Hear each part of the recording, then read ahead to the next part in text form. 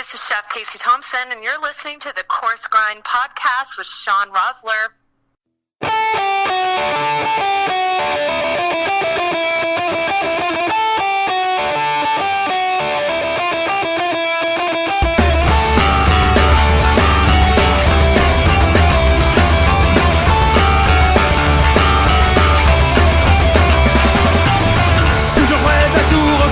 Ladies and gentlemen, welcome back. After the big 5-0, we're back with the 51. With you as always, host creator Sean Rosler. How is everyone doing this evening? Not everyone gets what I do with this show. And good intent, experience, and all that. And I can accept that. I'm okay with that. For some, it's just not for them. Others think it's not the right format. Still others, I've got some names for them I mumble under my breath. But in any case, justifying that public opinion as I may, does it still eat at me? A little bit. I'd be lying if I said it didn't. So imagine that vibe, multiply its importance by 1,000, and you've got tonight's guest. Tonight's guest received classical French training at La Varenne École de Cuisine in Paris, originally starting his culinary career in his home state of New York. He worked at posh eateries such as Club Pierre in West Hampton, followed by stints at 13 Barrow Street, 44, and Hell's Kitchen, Vine, and even cooked alongside somebody you might have heard of, Anthony Bourdain, at the Supper Club in Manhattan. He would eventually trade the Big Apple for Sin City to work with Chef Rick Moonen at RM Seafood in Las Vegas. But by 2007, our guest embarked on another major move to then up-and-coming culinary hotspot Dallas to take the helm at the ritzy Rosewood Mansion on Turtle Creek. There he would earn 2 5-star reviews. Once in Dallas, and after opening Spoon Bar and Kitchen, our guest opened Knife, located at the Highland Dallas Hotel in May 2014. A reinvention of the steakhouse experience, the chef-driven restaurant features all-natural born and raised Texas beef, pork, and lamb in dry-aged prime cuts and specialty cuts such as chuck flap, beef tongue, and akiushi beef. Named one of Eater National's most anticipated openings, Esquire Magazine's Best New Restaurants, Zaggett's Hottest New Restaurants, Maxim's America's Best Steakhouse Specialties, let me take a breath, D Magazine's Best Steakhouse in Dallas, 2015 and 2016, and featured on Esquire Network's Restaurant Revolution, Knife is our guest's revolutionary steakhouse vision realized. The man has truly given his life to the culinary arts, shows no signs of stopping with Knife Plano and Knife Burger in the works, and I'm honored to have him here tonight. And yet, for everything this man, this true, in my opinion, culinary icon has done, there's still this air of misunderstanding that surrounds him. And it's my goal this evening to lay to rest at least some of that. Well, we'll let him keep the portions he still enjoys, and give him the light he so richly deserves. So without further ado, ladies and gentlemen, and everyone in between, my guest this evening, 3 times James Beard Best Southwest Chef semifinalist, and 2-time Top Chef contestant, the Chef John Tesar. How are we doing, sir? Wow, that is quite the introduction. I don't think I've ever had anyone encapsulate my life that precisely in that breath of a moment. I try to do my homework as best I can, so, folks that come on know I at least know a thing or two about a thing or two. So, absolute honor to have you here, John. Wonderful watching you on this season of Top Chef. Certainly don't want to make it the focus of this interview. This interview is about you, not the show, but you're making quite a showing, man. I'm not going to lie. Well, thank you very much. My life is not defined by Top Chef, but I am a great fan, and it's a family, and I feel like this season I've cemented my place in that family, and I have a special closeness and fondness of everybody from this season, whether they believe it or not, or feel the same about me. But I really do, and because season 10 for me was quite difficult. I was in a different place in my life. Sure. I didn't have much validation. I was in my 50s. I didn't know where I was going. I had some minor successes. I had left the mansion already and trying to, what was the next step after replacing Dean Farron, getting the 5 stars back? Where was I going to go after that, Right. So it was kind of a vapid period in my life. And then, being in a house with 22 people, Josh Valentine attacking me and Stefan waking me up at 6 o'clock in the morning and blowing cigarettes, smoke in my face. I'm friends with Stefan, but he's a lot to deal with every day, for 5 or 6 weeks. So, but I just love the premise, and I love Tom and respect him as a chef, and Magical Elves has just an amazing job over 14, now going into 15 seasons of doing telling stories and showing people's lives to people through the culinary venue. So I have a lot to say thank you to Top Chef. Most definitely, man. And that's really the goal of this humble offering of a podcast, is to tell the story behind the plate. So, we kind of shoulder to shoulder there, and I have to tell the listeners before we hit record on this episode, John and I were talking about our last recorded guest before the live event, Casey Thompson, and how she spoke so highly of you, and how it reminded me that I missed out on you about a year and a half ago. So I'm glad we could finally catch up. No, me too. And I have only wonderful things and fondness in my heart for Casey. I've kind of watched her grow up in the culinary field, and as a person. And for her, when I heard she was going to be on this season, I was like, wow, I actually get to spend some time with Casey, and I learned she's grown up, and I knew her when she was like the girl in the kitchen here in Dallas, and she worked for Dean, and then she made her own mark in Fort Worth and here in Dallas, but she's matured, and her culinary chops are just amazing as of late, and she's just a wonderful person, and she's been very supportive of me as of late, and understands kind of, where I come from, and she teases me that I have demons or challenges, but for me, they're just me, so I respect everyone's opinion. I know that I can be difficult to understand, but deep down inside, I'm just a big teddy bear. Yeah, man. Absolutely. Well, that's what we're here to talk about tonight. So for folks who are new to the program, for folks who are long-time listeners with bad short-term memories due to whatever, we have 3 sections: starters, mains, and afters. Starters, we talk about where the chef and story in question came from. Mains, where they're at. And afters, some more off-the-cuff, somewhat irreverent questions, but no one's been injured. In 50 episodes, I can't believe I can say 50 episodes. Holy shit. So without further ado, Chef Tesar, tell me about where and what you grew up eating. Well, first of all, congratulations on the 50 episodes. Thank you. I grew up in New York City. My parents had a house in Manhattan, apartment in Manhattan. My grandmother had a house in Queens. And my dad was lucky enough during World War II to walk beach patrol in Montauk, not go overseas. Ooh, nice. He got him put into a platoon whose son was in government, and they got pushed out into Montauk instead of to France. So my dad made a lot of friends with fishermen and understood the beauty of the East End of Long Island long before it was a tourist trap and glitzy place to live. So I grew up with that beach, town, and country lifestyle with the ocean basically in the bay in my backyard, and then the sophistication of New York City and Manhattan and the exposure to the restaurant scene and my friends and family. And my mother and dad were very provocative people. My mother was involved in the civil rights movement. She was friends with many artists. She went to school with Bess Meyerson and Bella Abzug at Hunter College High School, and both college. It was an all-girls program. I guess it meant more back in the 50s than it does now. But, so I was exposed to a lot of beautiful things. And, New York is the place that it is. And I live in Texas now and love it here, but I'll never forget the opportunity that I had growing up in the metropolitan area, being exposed to culture and cuisine long before it was fashionable to the rest of the country. So I think that and my mother's natural ability and the access to the sea gave me great perspective as a chef that I didn't even realize that when it was happening. Yeah, and I think great perspective is a drastic understatement. I'm not fanboying. I've got you here on the phone, so I don't need to fanboy in it. Watching you manipulate ingredients into art is truly humbling for a layperson, I can say. Well, thank you. And I have to tell you, I appreciate. It's taken me my whole life. It's been a struggle because I don't feel like I'm the most creative chef on the planet, but I do believe I have the ability to cook. And Bourdain used to call me the sponge, or a lot of people have used that word, because I can see something and then I go home and I don't replicate it, but I do it in my own way because I get it. And I don't think people understand that, is that you can go to another restaurant and see the inspiration of a chef and see, it's like looking at a painting. Some people get it and some people don't, and some people see it for what it is, or some people want to make more of it. And for me, my whole life and the people I've been around in the culinary world, I prefer to go to the simple side.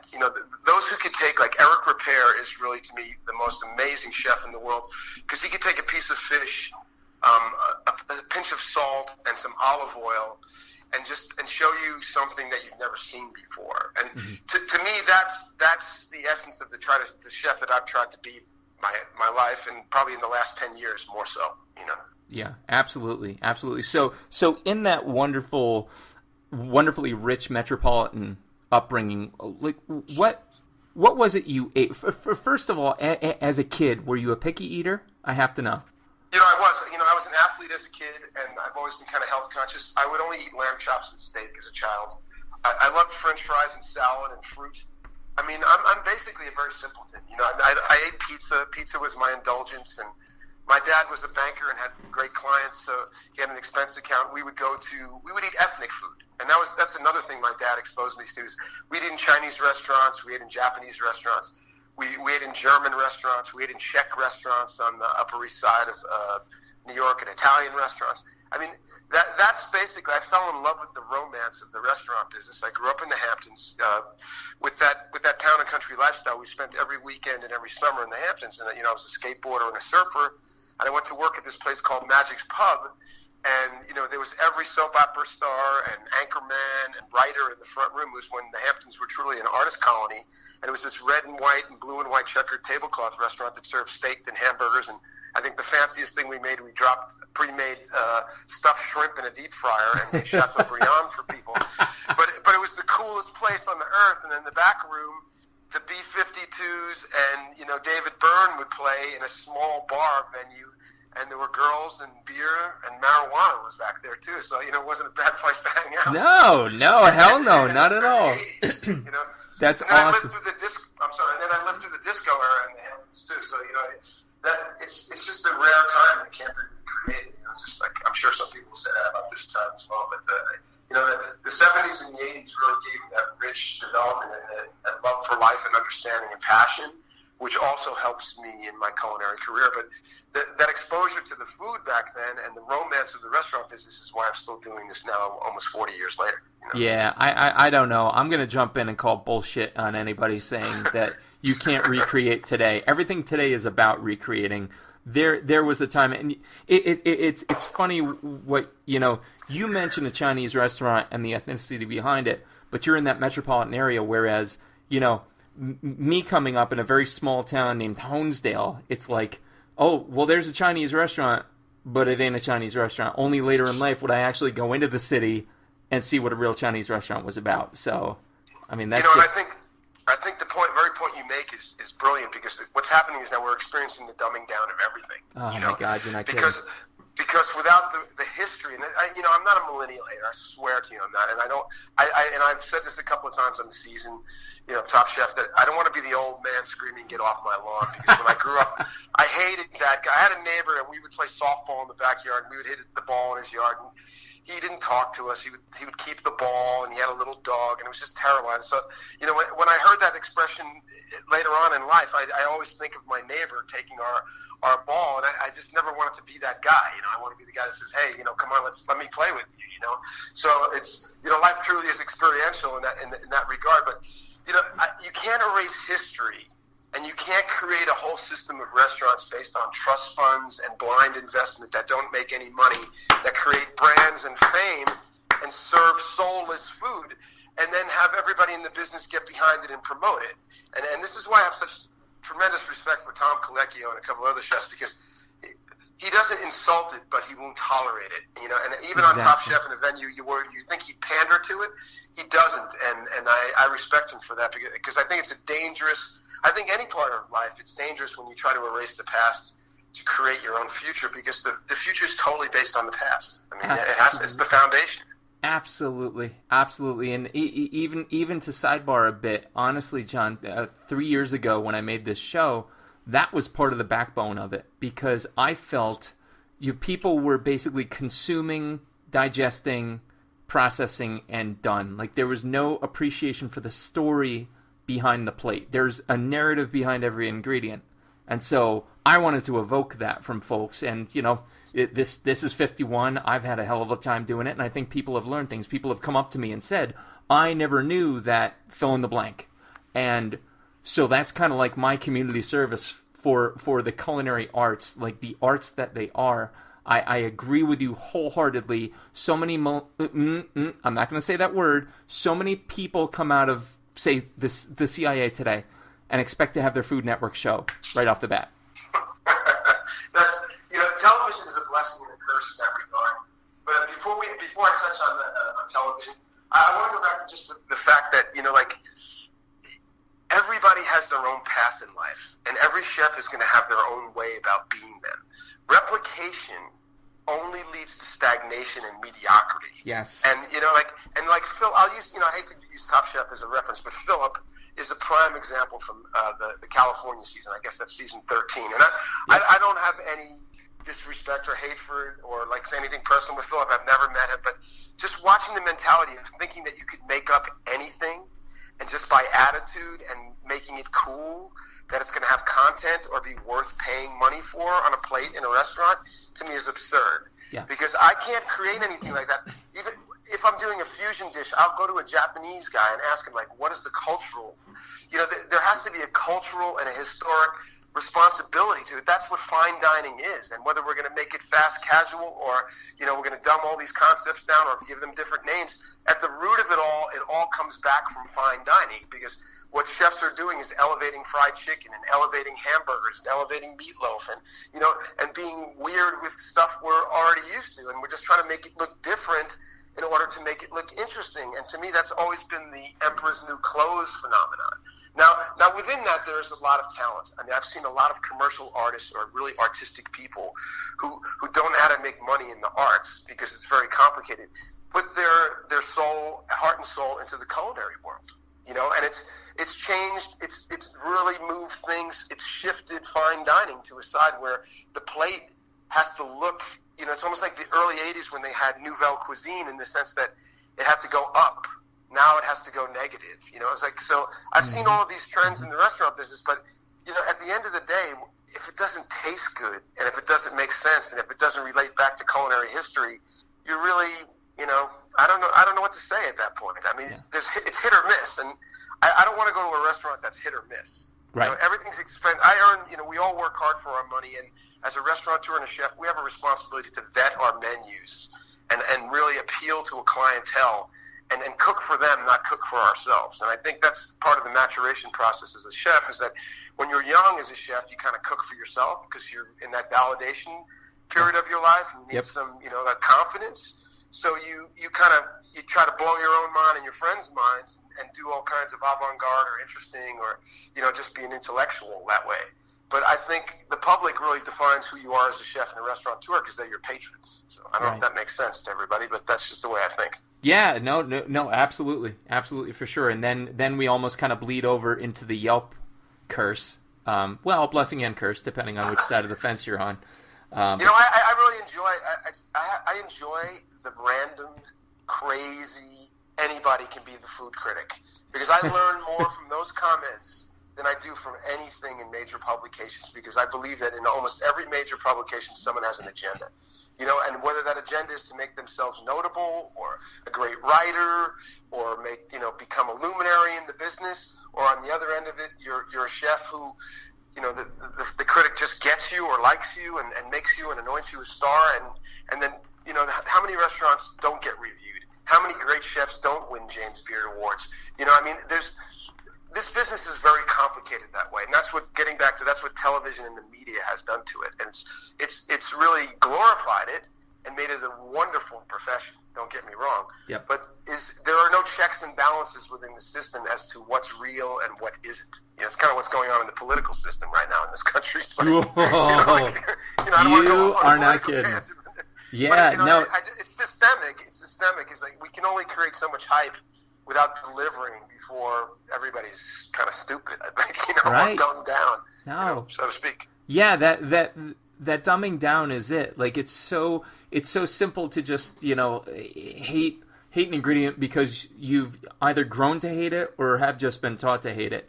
My sound guy, my guy who ran sound the other night for our 50th, Mark, never ate sushi before. Like, absolutely anti-sushi.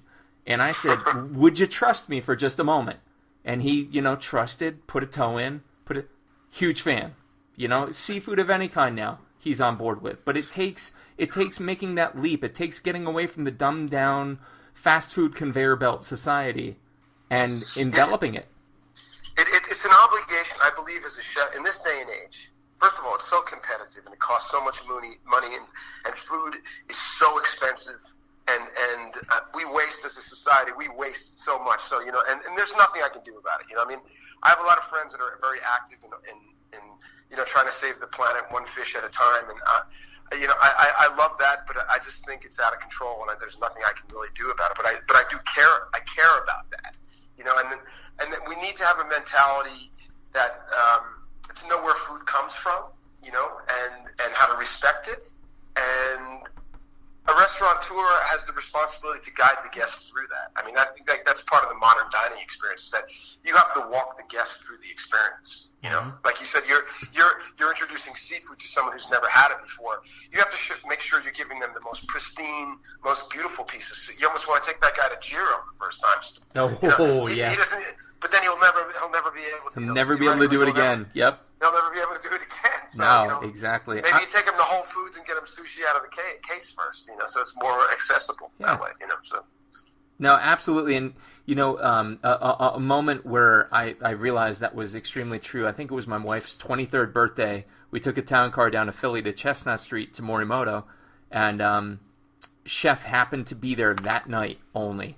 And we actually sat at the bar and did the 12-course omakase, and Morimoto himself prepared 7 out of the 12. And at one point, and she'll correct me when she hears this, but I'm pretty sure this is it, she went to dip something in something else, and this hand shot across the bar and placed on her wrist. And I looked, and it's Masaharu Morimoto. He goes, "No, you put in here," and guided her hand. And I'm like, holy shit, that's what it's all about right there. Guide my hand. Whether it be literally or figuratively, show me how you want me to eat this, please. And that's the experience I had at Spoon. I truly miss that restaurant. And for anybody that cares, the only reason we closed it is because it was so small, and I live in Dallas, and it costs so much money to fly fish in. Mm-hmm. And we were very successful. It was acclaimed on a worldwide stage, which blew my mind. And that was when I was coming out of that period of no man's land right after Top Chef season 10. So right. It was a gift from God. But I enjoyed that intimacy. It was only 53 seats. We had a counter. We did 2 tasting menus.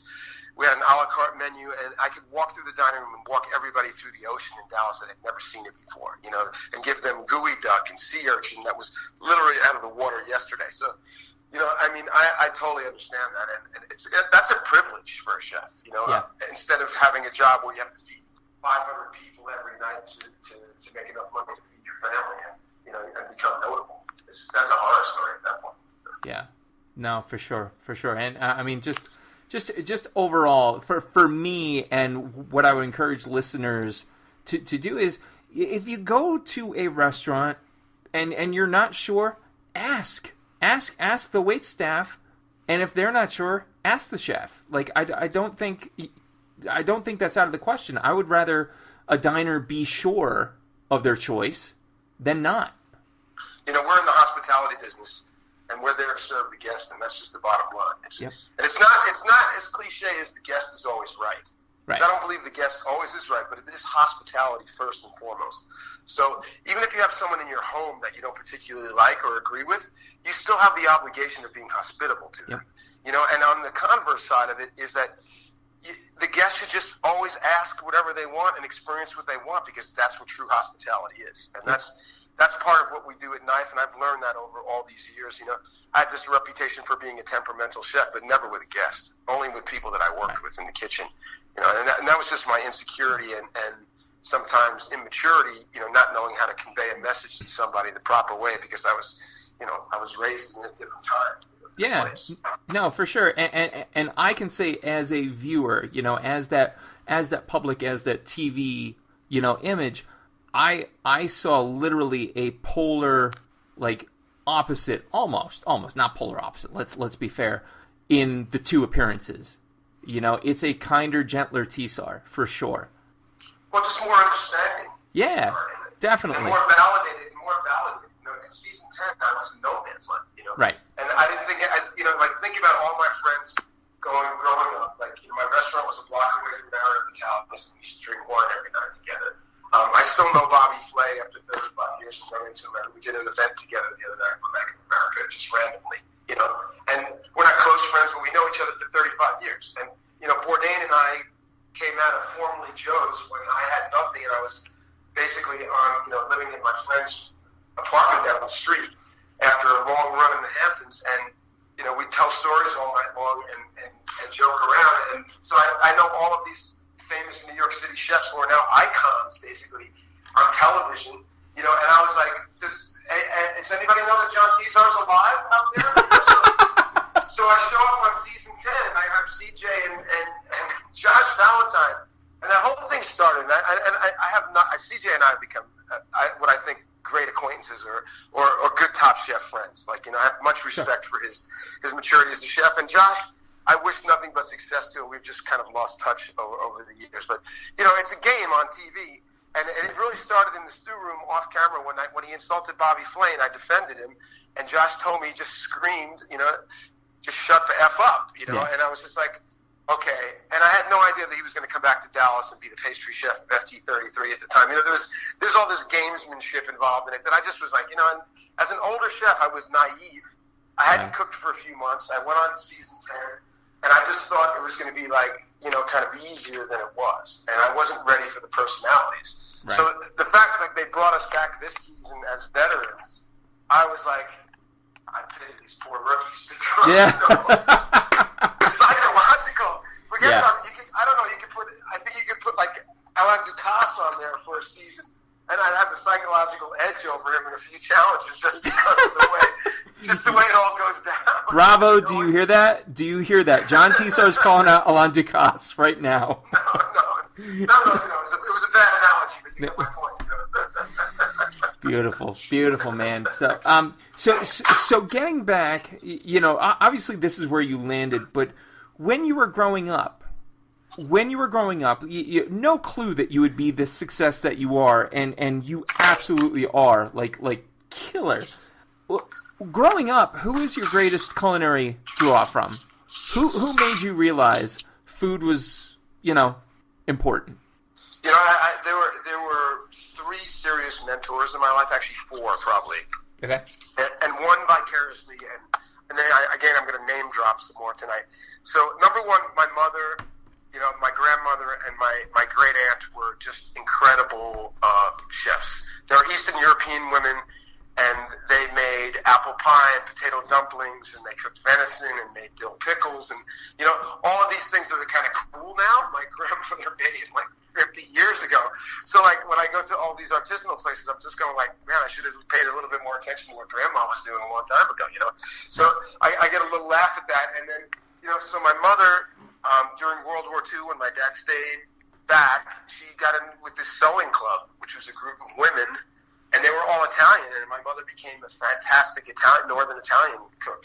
And so I had that influence, and then the ocean twisted into that Eastern European Italian kind of thing, and we'd have lobster and all types of fish and shuck clams, and I grew up with the water, again in my backyard. So, and my dad loved that. I mean, he would get home on the weekends and just take his suit off and throw it in the garbage, and he'd go fishing and clamming and all that kind of stuff. And we raked eels at night. We caught horseshoe crabs for the bait. I mean, and a lot of my friends growing up out there were involved in commercial and sport fishing, so I had a great access to what the ocean was really about, and that's had a large influence on my food. And then, Pierre was the chef at Club Pierre, which was my first job after that place I described, Magic's Pub. I worked with had a couple of friends, girls that I lived with in the Hamptons. We shared a house for the summer, and they said, why don't you come on over and see what French restaurants are about.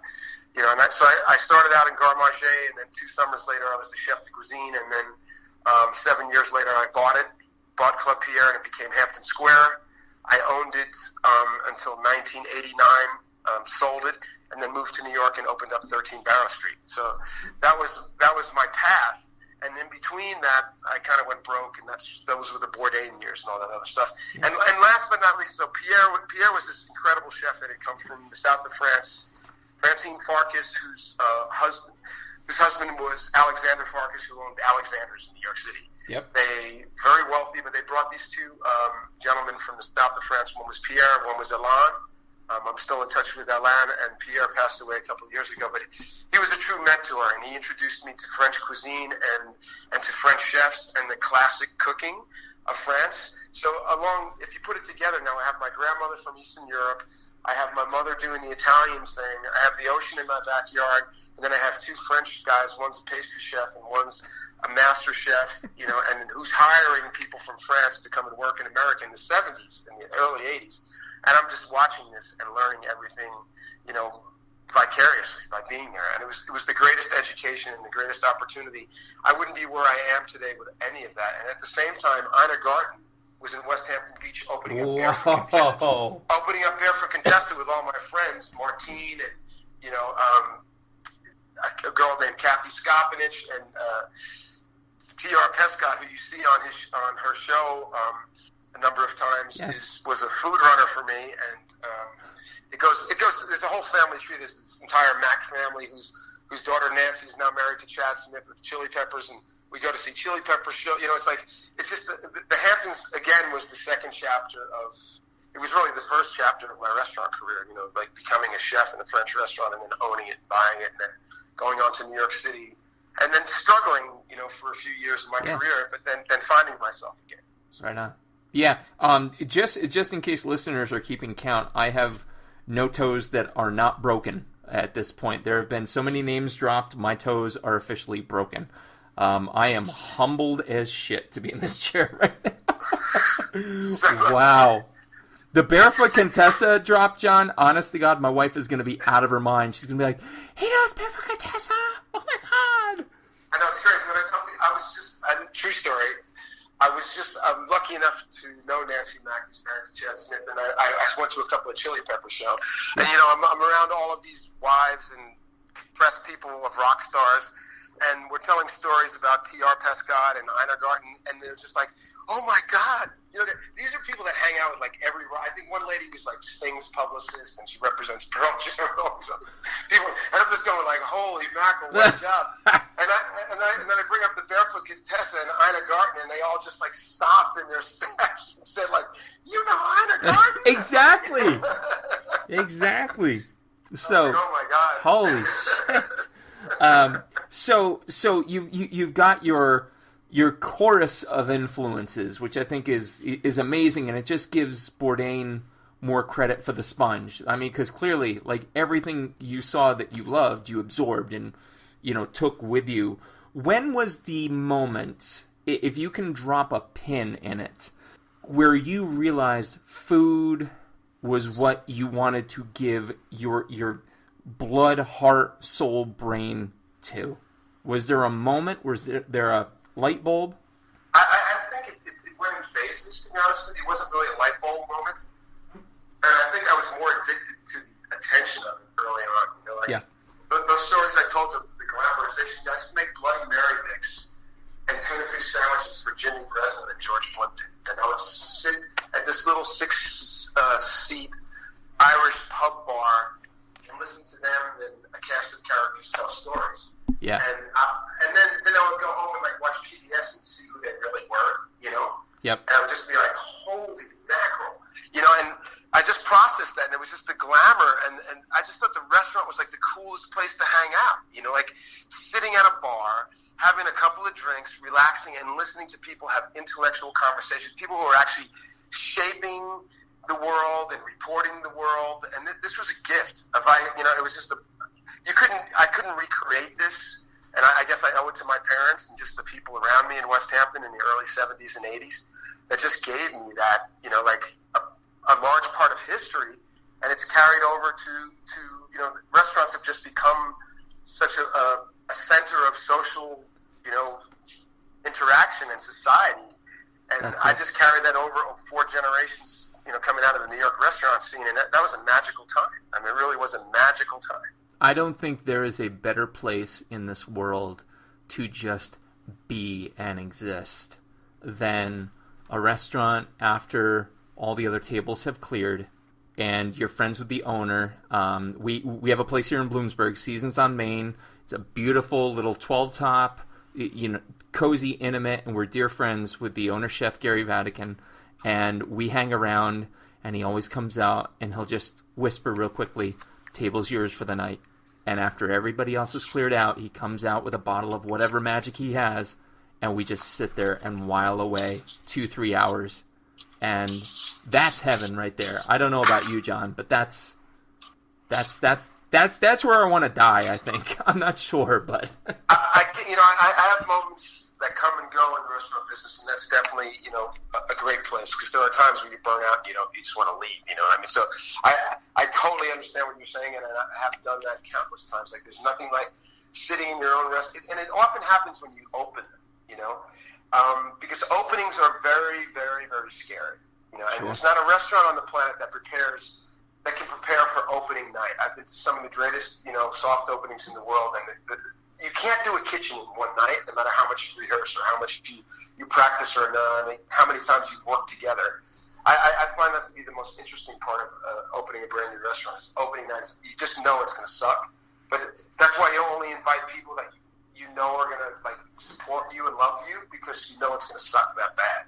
Like, I remember when we opened Spoon, my interior decorator, the designers of Spoon, Breck and Charles, came with their wives, and they had never eaten my food, and they did such an amazing job. And I think, 2 weeks after that night, I said, "How long did you wait for your entree?" And they said, "Oh, about 2 hours." So I was like, but they said it was worth it. So. Good. At least you had that. at least I had that going for me. Right. So, I think that's the best part of it. It's like, it's such an amazing profession. You just can't recreate everything. It's every time you do it, it's something new and interesting. And the chef, I'm so blessed to be in the position I am, because I have one partner, and I made him my partner. I chose him to be my partner, George, who works for me, George Sturgis, because he keeps me together on the business side and really supports me as an individual and lets me be the artist or the craftsperson that I really want to be. And we've been so lucky as of late. We have this great deal with Thayer and the Highland Hotel, and now we're going to open Knife in Plano. We're going to open a Knife in San Francisco. Thayer has asked me to open in Houston, and I think we have a concept that we're actually finally going to be able to duplicate and do it well. And we're not going to go past that, but I think just that given opportunities after so much struggle in my career is I can't even tell you the state of mind that I'm in lately, because if you think I was great on the show, in real life, I'm 10 times. I just don't even know what to say. I'm in shock. You can tell. I don't even know how to process all of the good things that have happened to me in the last 2 years. And it's turned my life upside down. And Sure. I want to start a company and be that guy that I tell all my friends, there's bean bags and free food for everybody. Come to work for John Tesar. That's awesome, man. That's awesome. And honest to God, as a fan, as a culinary guy doing a culinary show, I'm plugged in a little more. God damn, if anybody deserves it, you do. I'm just gonna be honest. Well, thank you very much. And the one thing I've always been is insecure and a little, I don't know. I think that's what confuses people, or it confuses me. I'll just leave it at that. And in the sense that I could be so certain and have such a strong opinion, but at the end of the day, when I after I have confrontation with somebody, or I've poked or stirred the pot, I ponder on why I do it.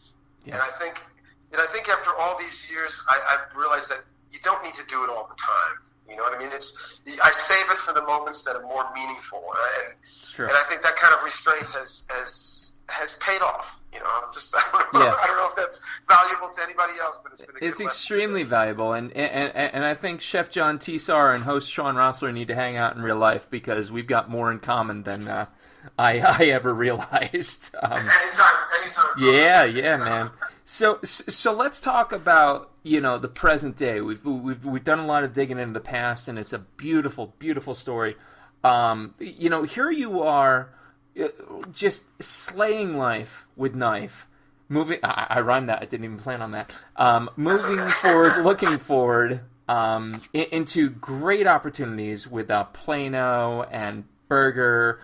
where do you draw your inspiration from here and now? You're not just stagnating. You're not doing the same old, same old. You're doing awesome shit left and right.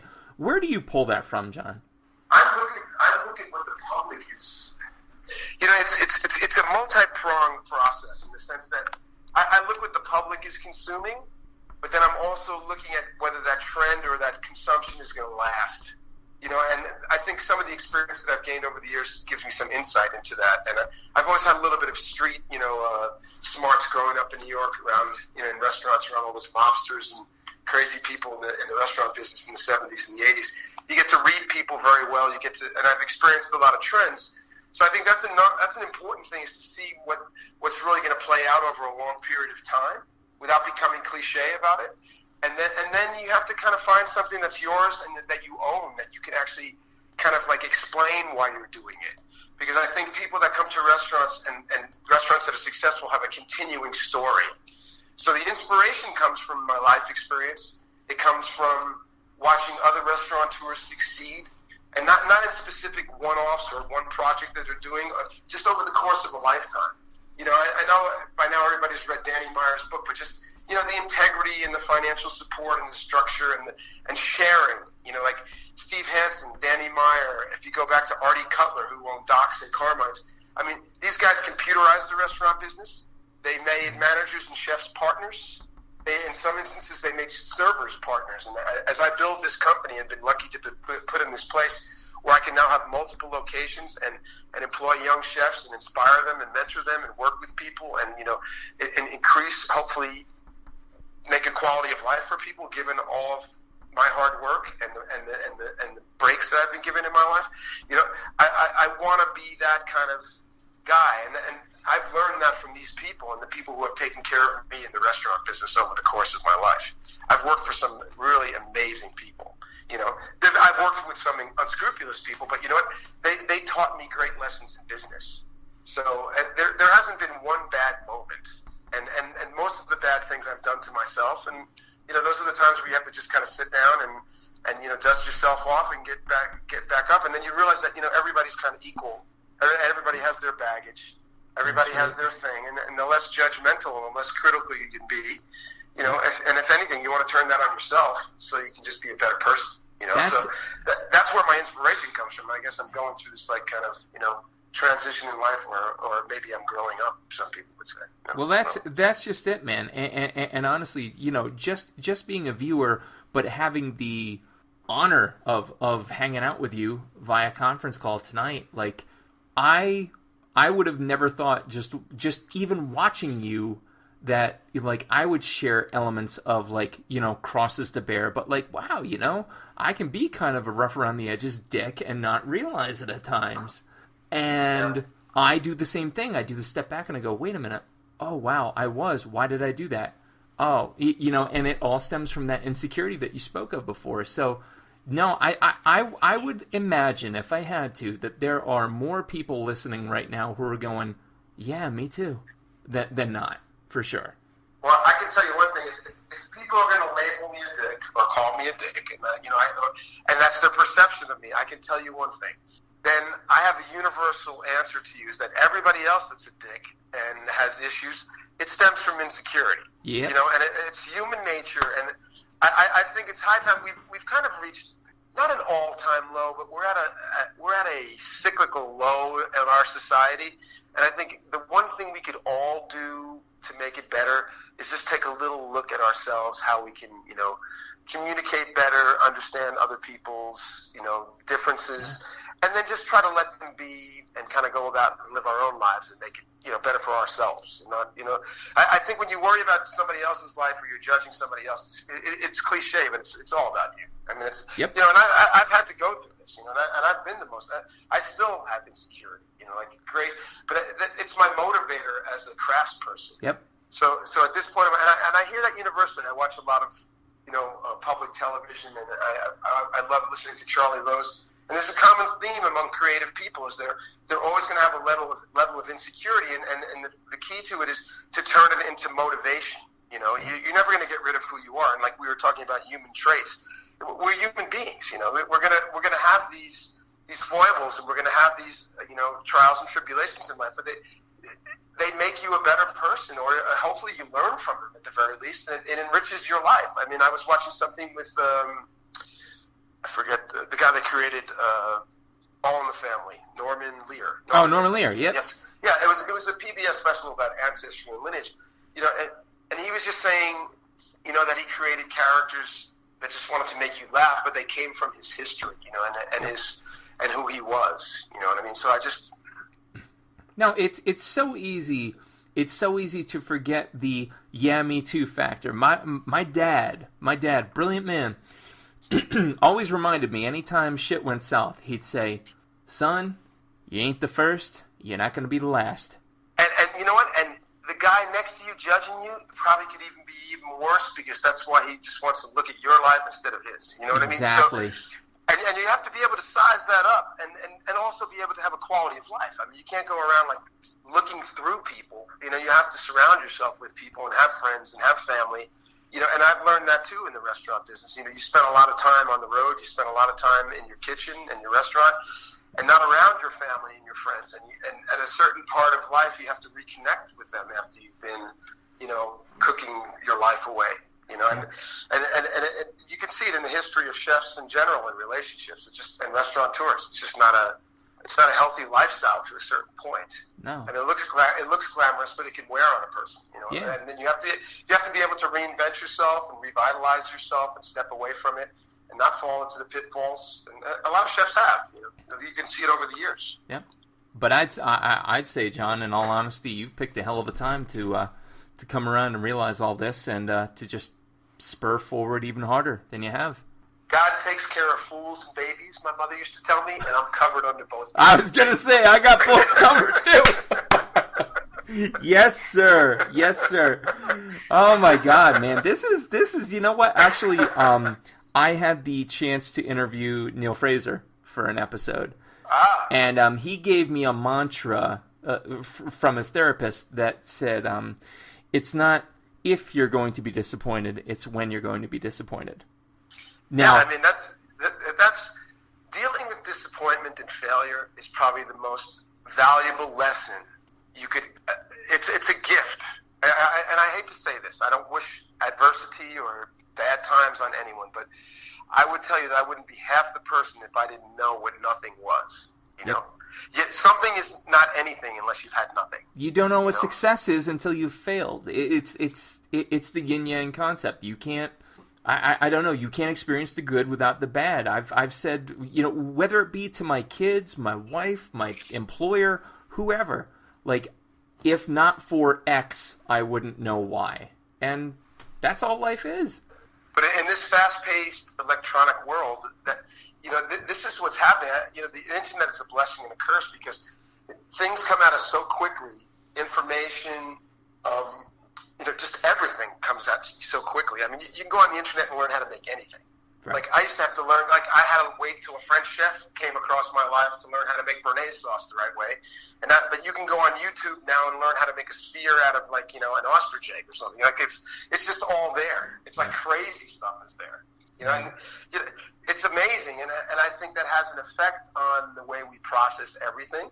Mm-hmm. And it makes it easier for people to say they have knowledge. And I believe that in the culinary world, knowledge only comes from practical application and repetition and getting through service and learning how to get through, 200 dinners every night or 200, or more. Yeah. Or doing 120 tasting menus, not, 10 tasting menus. Or I don't know what to say. I just think that you have to pay your dues. And, that's when I start to sound like the old man. No, but you're right. You're not the old man. You're a realist in that which is going to sustain you. Whether you be 55 or 25, you got to pay those dues before you understand what they're actually worth. That's it, man. There's no, you don't have to believe me, but I would, I don't need Vegas. I'd bet on that one all day long. Yes. Hey, you know what? You mentioned something before about trends, about being in touch with those trends. So, looking down the barrel of Knife and the other Knife outlets, Is there something trend-wise coming to us, the lay people, the diners, that we should be aware of that's coming? Is there something that's kind of up and coming, or?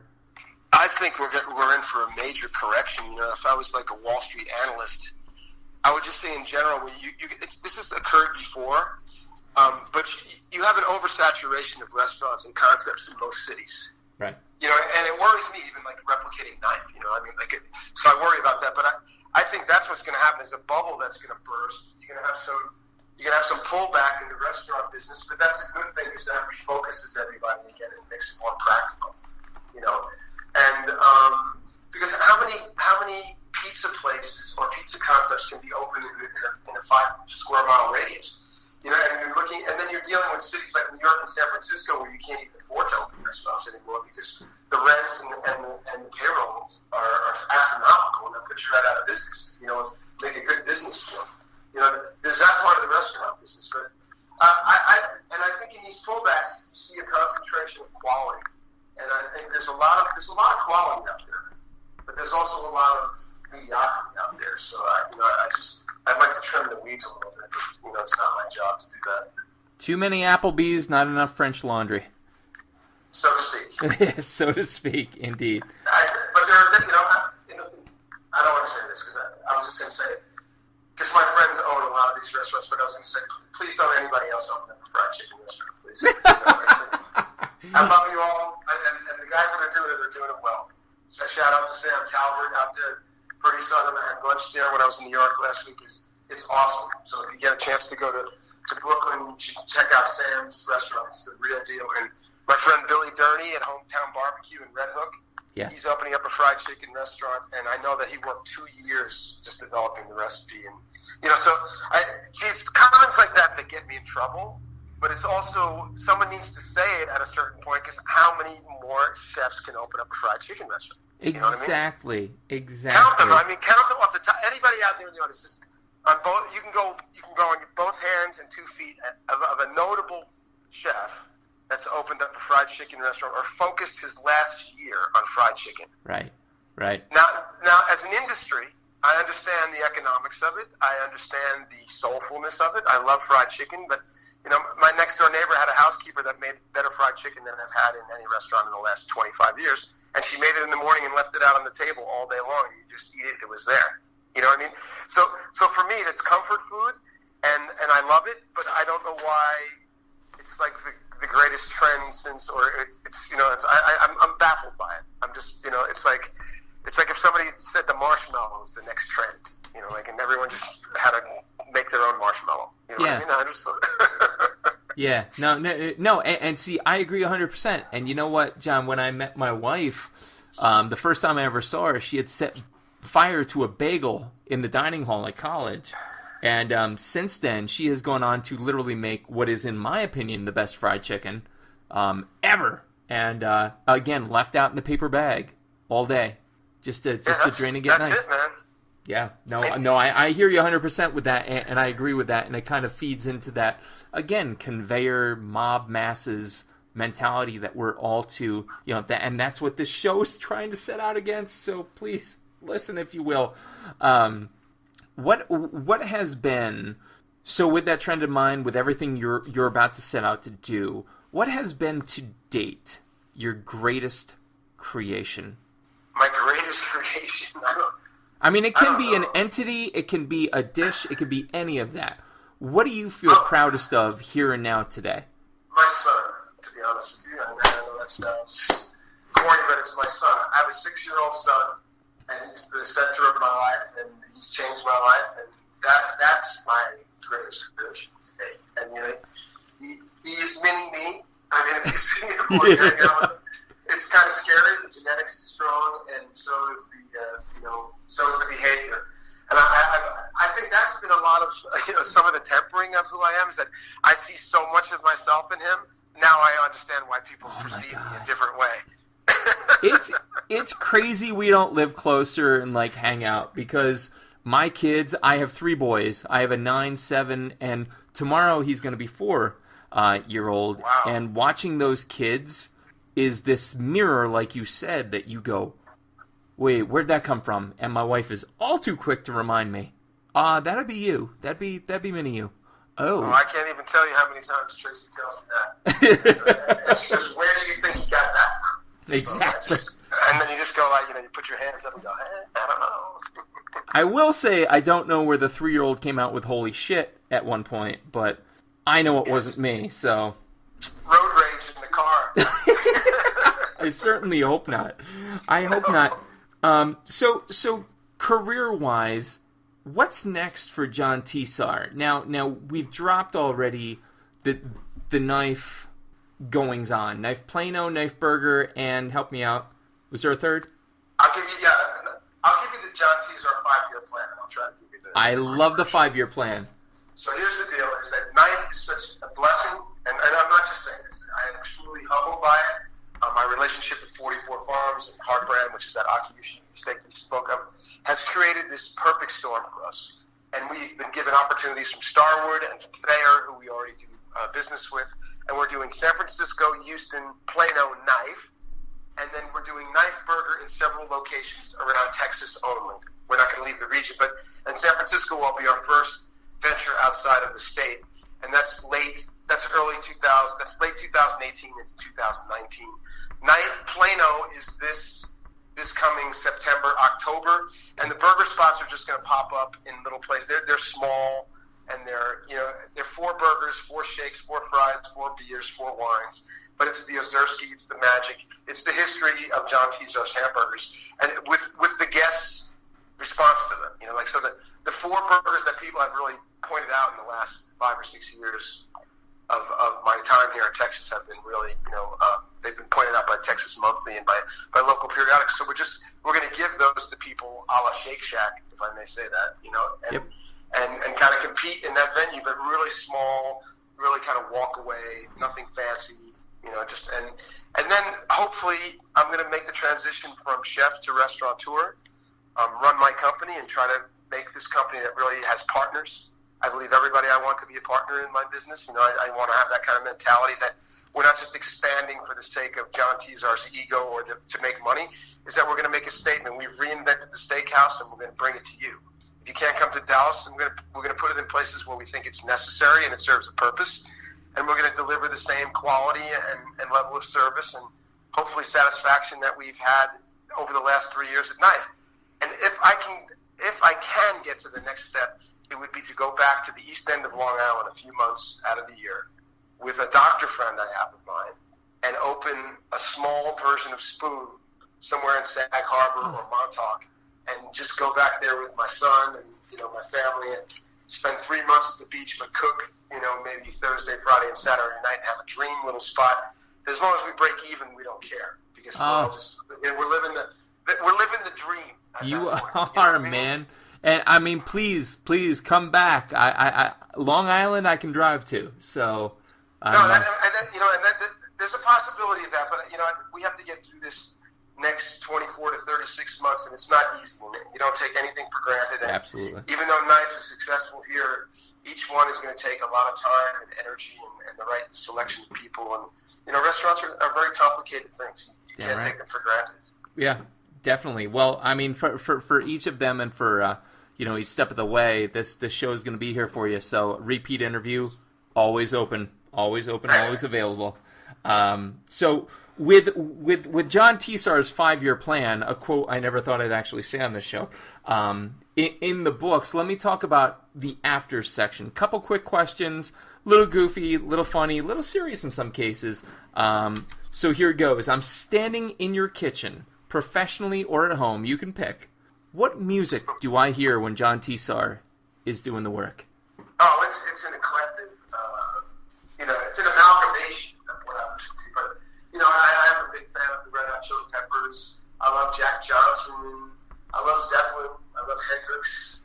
I just love, period piece music, whatever I can relate to, hip hop, David Bowie, that's 48 and I, our first conversations together were about David Bowie and hip hop and the Ramones and the New York music scene. That's why I'm really sad that HBO canceled vinyl. I really can relate to that. I kind of lived in that era, the rock era of New York. Yeah. And I kind of like the birth of punk in the the shift from disco to that. So, Rich, I just love good music. So whatever inspires. I mean, I listen to reggae sometimes. Yeah.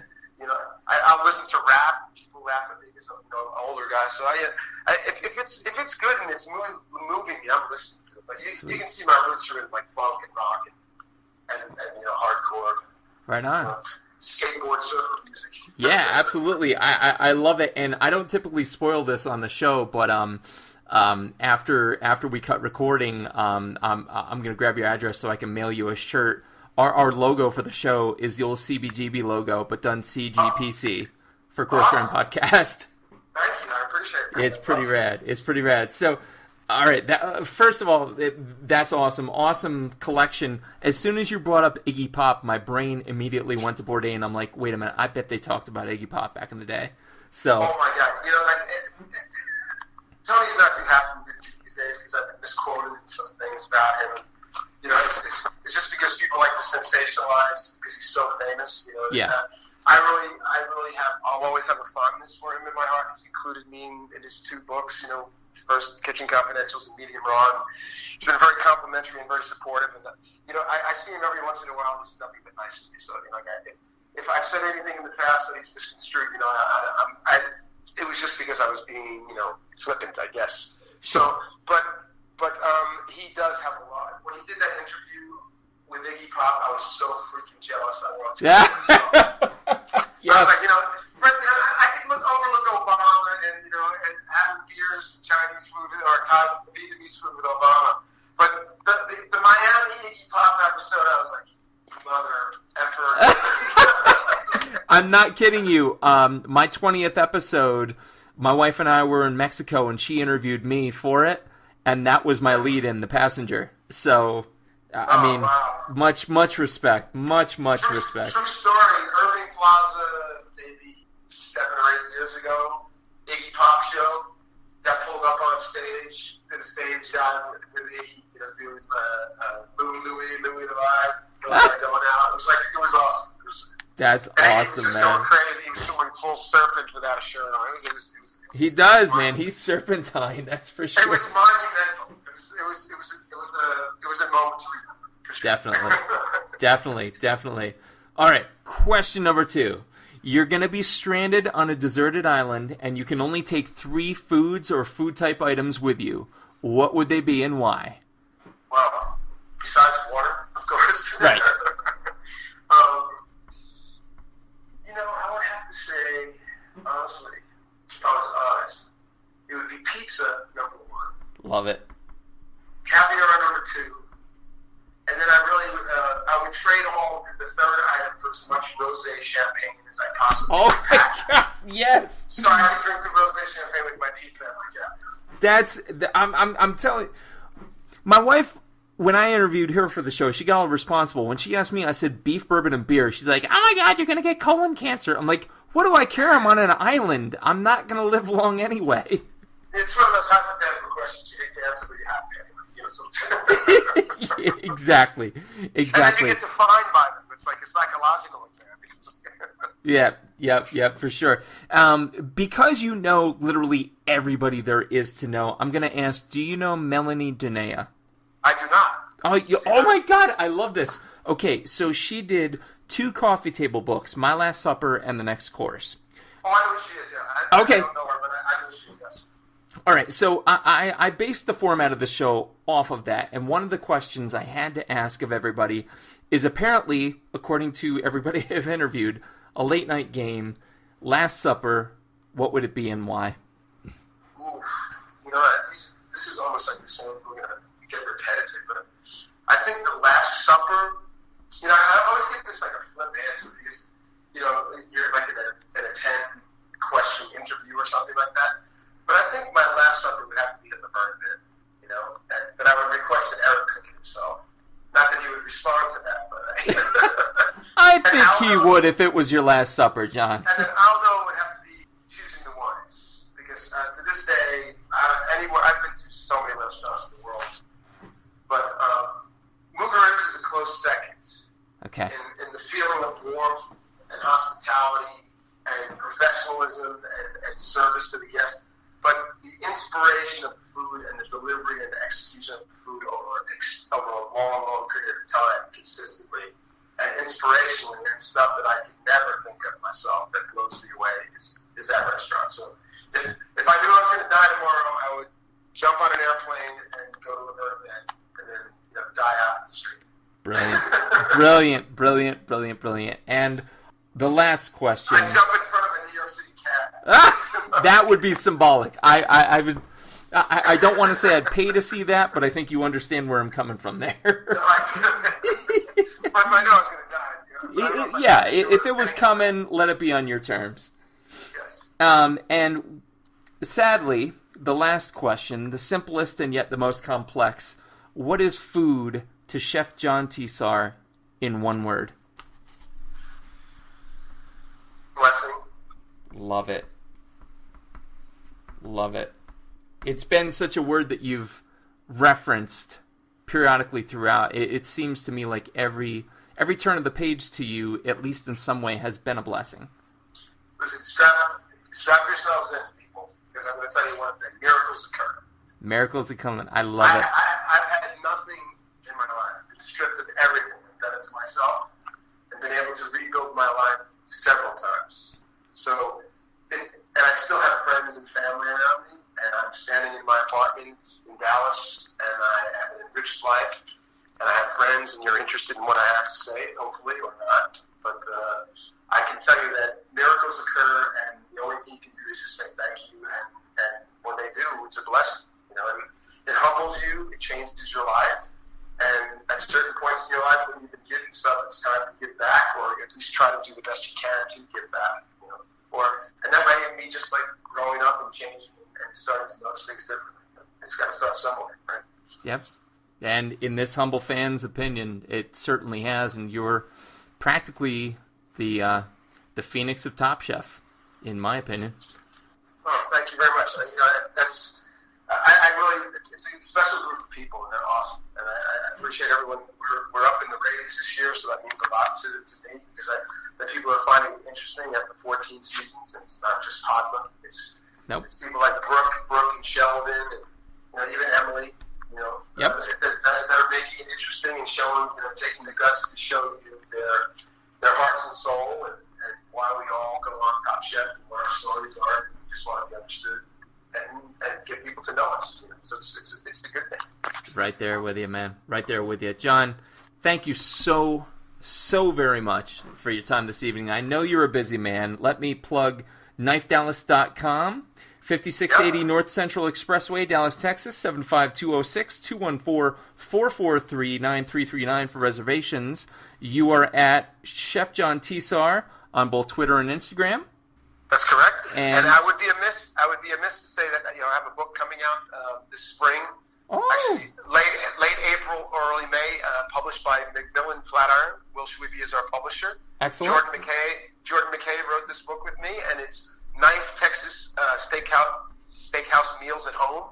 But it really talks much about the beef business. It's not a lot of recipes. We have recipes in the back, but the first few chapters are about me, and then 44 farms and the techniques. So it's also a textbook and a home cookbook, and it really teaches you a lot about steak. So if you're interested, pick it up. It's available right now on pre-sale at BarnesandNoble.com or Amazon.com. Pre-sale BarnesandNoble.com, Amazon.com. Knife Texas Meals at Home. Chef John Tesar, you heard it here. So again, Chef, thank you so very much for being here with me this evening. Pleasure's all mine. Thank you so much, man. Awesome, buddy. Thank you. Ladies and gentlemen, this has been episode number 51 of the Coarse Grind Podcast. My producer, as always, is the lovely, voluptuous Johnny Leland Robinson, a.k.a. the Reverend Johnny Lamoria. Be sure to check out Cinematic Pig's Feet and everything else he's got going on. Next up will be episode 52. It'll be a winner. Stay tuned. Retour sur sans fin, tout recommencer.